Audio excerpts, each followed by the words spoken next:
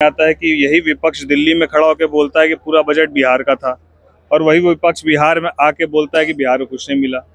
तो मैं यही बात कहता हूँ, इनके कथनी और करनी में जमीन आसमान का अंतर है। अब दिल्ली जो है वो झांकी है, बिहार अभी बाकी है और आने वाले समय में आपको देखने को मिलेगा 225 पार एनडीए की जीत होगी और विपक्ष का सुपड़ा साफ होगा। और एक हमारे पार्टी का हमेशा से ये रहा है कि हम लोग लगभग कमो बेश जहाँ जहाँ एनडीए तय करेगा वहाँ हमारी पार्टी ने चुनाव लड़ने का काम किया और एनडीए को भी मजबूत किया और हमारा संगठन का भी वहाँ पर धीरे धीरे और अब हम लोग मजबूत करने का काम करेंगे, क्योंकि हमारे नेता एनडीए घटक दल के एक ईमानदार साथी हैं।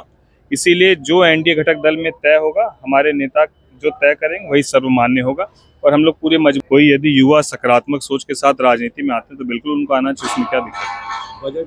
और बाकी जो घटक दल है उसमें आपसी फुटअव्वल जो है वो आने वाले 2 महीने में शुरू हो जाएगा। कितने लोग साथ रहेंगे देखने को मिलेगा। नमस्कार, आप देख रहे हैं खबरीलाल लाइव और मैं हूं आपके साथ निधि सिंह।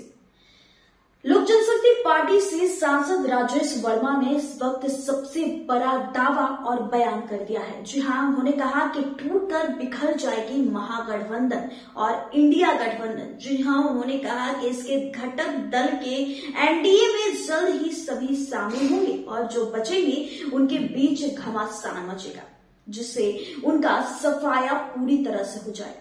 एनडीए 225 सीटों के साथ पूर्ण बहुमत से सत्ता में आएगी। तो वहीं दिल्ली चुनाव को लेकर के भी उन्होंने स्पष्ट कह दिया है कि हमारी सरकार दिल्ली में भी है और जनता ने उनको वोट दिया है, जनता उन पर भरोसा करते हैं, इसलिए वहां पर एनडीए गठबंधन की ही सरकार बनी है। तो वहीं नीतीश कुमार के बेटे राजनीति में आने पर भी उन्होंने सकारात्मक प्रतिक्रिया दिया है और कहा कि जो युवा है वो सकारात्मक रूप से अगर राजनीति करना चाहते हैं तो उनका हम स्वागत करते हैं। इस रिपोर्ट में पहले राजेश वर्मा के इस बयान को सुनिए। सर, दिल्ली में विधानसभा के चुनाव हुए, परिणाम चौंकाने वाला आया, बीजेपी की सरकार बन रही है, पर आपकी पार्टी चुनाव हार नहीं। तो ये तो स्वाभाविक सी बात है कि हमारे पार्टी ने, आप ये समझिए कि जहां हमारा संगठन बहुत उस स्तर पर मजबूत नहीं था, बावजूद उसके पार्टी ने 50,000 से ज़्यादा मत लाए और हम लोग एक अलाइन पार्टनर होने के नाते हमारे नेता ने कमोबेश 10 से ज़्यादा विधानसभाओं में सभा की और जहां जहां हमारे नेता ने सभा की वहां सभी जगहों पर एनडीए की प्रचंड जीत भी।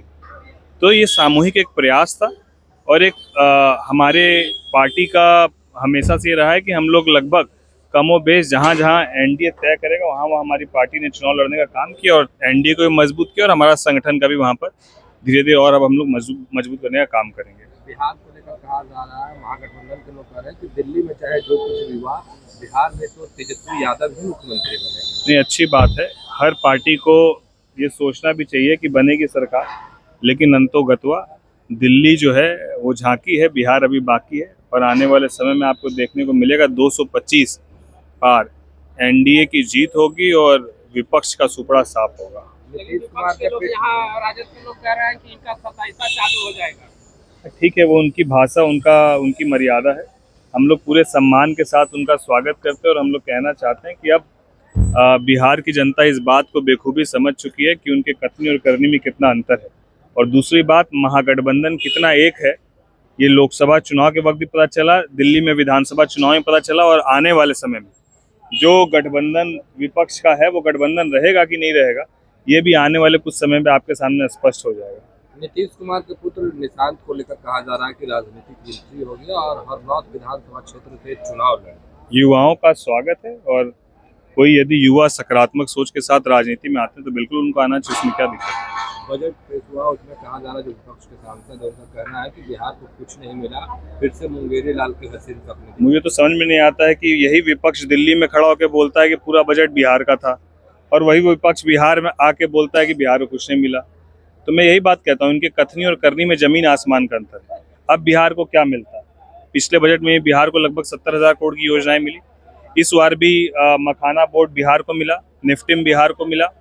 यहाँ पर आपके एयरपोर्ट के एक्सपेंशन की बात हुई, बीटा का ग्रीन फील्ड की बात हुई। अब उससे सारी चीज़ें मिलने के बाद भी कुछ तो ऐसा चाहिए कि लोगों के बीच में अपना जगह बना पाए। तो ये सब उलूर गुलूर बयान है आपके बिहार नेता में चुनाव हो रहे हैं, आप लोग कितनी सीटों पर तैयारी कर रहे हैं, क्या रणनीति? देखिए, तैयारी तो पार्टी ने पिछले बार भी विधानसभाओं में सभी सीटों पर अपनी तैयारी रखी थी और संगठन पूरी मजबूती के साथ लगभग सभी विधानसभा सीटों में मजबूती के साथ तैयारी में है। लेकिन क्योंकि हमारे नेता एनडीए घटक दल के एक ईमानदार साथी हैं, इसीलिए जो एनडीए घटक दल में तय होगा, हमारे नेता जो तय करेंगे वही सर्वमान्य होगा और हम लोग पूरी मजबूती और ईमानदारी के साथ गठबंधन के साथ चुनाव लड़ेंगे। इसी मुद्दे को लेकर आपके नेता अभ्यर्थियों के साथ खड़े थे, अभी भी अभ्यर्थी धरना पर बैठे हुए हैं, कोर्ट का भी फैसला आ रहा है, पर री एग्जाम की बातें नहीं। हमारे नेता ने पूरे मजबूती के साथ उनका समर्थन भी किया और हमारे नेता ने कहा है कि इसकी समीक्षा होनी चाहिए और इसको लेकर एक कमेटी बना के, एक दल बना के छात्रों का भी वो मुलाकात करने के लिए उन्होंने उस वक्त भी कहा था। उस पर कुछ बात भी है, उसके बाद आगे क्या हुई हम लोग एक बार उस पर देखते हैं। आप लोग सत्ता पक्ष के साथ हैं, जिस तरह चिराग पासवान जी का बयान आया कि बीपीएससी परीक्षा जो है रद्द होनी चाहिए, लेकिन सरकार के कोई भी अधिकारी इस मामले में कुछ बोलने को तैयार नहीं। देखिए, सत्ता पक्ष में रही या विपक्ष में रहे, आपकी राजनीति जनता तय करती है, तो जनता के मुद्दों को आपको उठाना होगा। इसमें पक्ष और विपक्ष कोई मुद्दा ही नहीं। और यदि ये युवाओं की बात है, बिहार के छात्रों की बात है, तो हमारे नेता हमेशा से युवाओं की बातों को, उनका MY समीकरण आपको पता ही है, महिला और युवा, तो उस समीकरण पर हमेशा से उन्होंने अपनी मजबूती से बात को रखा है और हम लोग पूरी तरीके से उनके साथ हैं और हम लोग विरोध में नहीं है। हम लोग सरकार को एक सुझाव देने का काम किए जो हमारे नेता के माध्यम से देने का काम। कांग्रेस के नेता तारिक अनवर है, अपने ही दल पे सवाल खड़े कर दिए और कई तरीके के बात। मैंने आपको कहा तो कि विपक्ष में महागठबंधन साथ है कि नहीं है, ये वो खुद पहले तय कर ले कि कौन साथ है कौन नहीं साथ है। आने वाले समय पे आप देखिएगा, जो विपक्ष के 3-4 घटक दल आपको दिख रहे हैं, एक आध घटक दल तो एनडीए के साथ आ जाएंगे और बाकी जो घटक दल है उसमें आपसी फुटअव्वल जो है वो आने वाले 2 महीने में शुरू हो जाएगा। कितने लोग साथ रहेंगे ये देखने को मिलेगा। तो आपने राजेश वर्मा के इस पूरे बयान को सुना, जिन्होंने सीधे तौर पर नीतीश के बेटे निशांत को राजनीति में आने का सकारात्मक कहीं न कहीं अपना रुख आजमाया है और बहुत ही जल्द निशांत अब राजनीति में कदम रखने वाले हैं। इस रिपोर्ट में बस इतना ही। देखते रहे खबरीलाल न्यूज। बहुत बहुत धन्यवाद।